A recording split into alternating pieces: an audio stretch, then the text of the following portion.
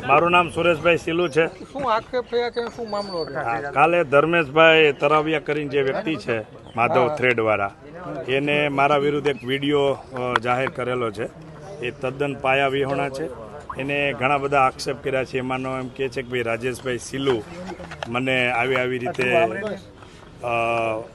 ધમકાવતા ને ઓલું કરતા ને એવું કાંઈ છે નહીં. રાજેશભાઈ સિલુ મારા મોટાભાઈ છે, સાચી વાત છે, પણ એનું ડિપાર્ટમેન્ટ અલગ છે. હું વેપારી છું અને ધર્મેશભાઈ છે એ અમે આજથી 8-10 વર્ષ પહેલાં ભાગીદારી બિઝનેસ કરતા હતા.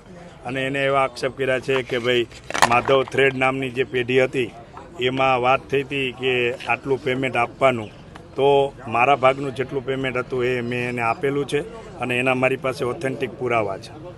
બીજું કે એમ કહે છે કે મારા નામની જે દુકાન હતી, ઓફિસ હતી, એ ક્યાં છે શું છે મને ખબર નથી. તો એનો દસ્તાવેજ પણ મારી સાથે છે. આપને કહો તો આપને બતાવી આપીશ કે મને એને દસ્તાવેજ કરી આપેલો છે અને એ પોતે સબ રજિસ્ટરમાં જાતે આવીને મને દસ્તાવેજ કરી આપ્યો છે.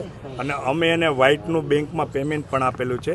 એની વેલ્યુ ટીલ ટુડે પણ 5-6 લાખ રૂપિયાથી વધારે એની ઓફિસની કિંમત નથી, પણ એ મેં પણ વેચાતો લીધેલો છે.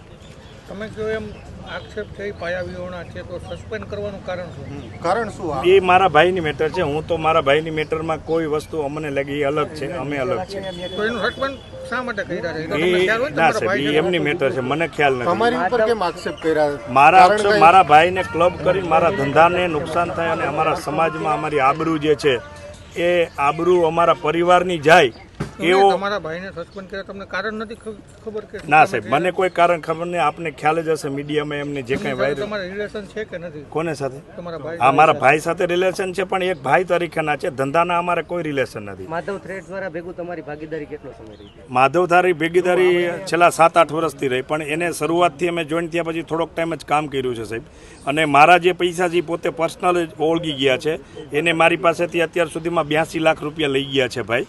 અને 82 લાખમાંથી 18 લાખ રૂપિયા એ કે ઓર્ડર માટે લઈ ગયા, મશીન માટે લઈ ગયા.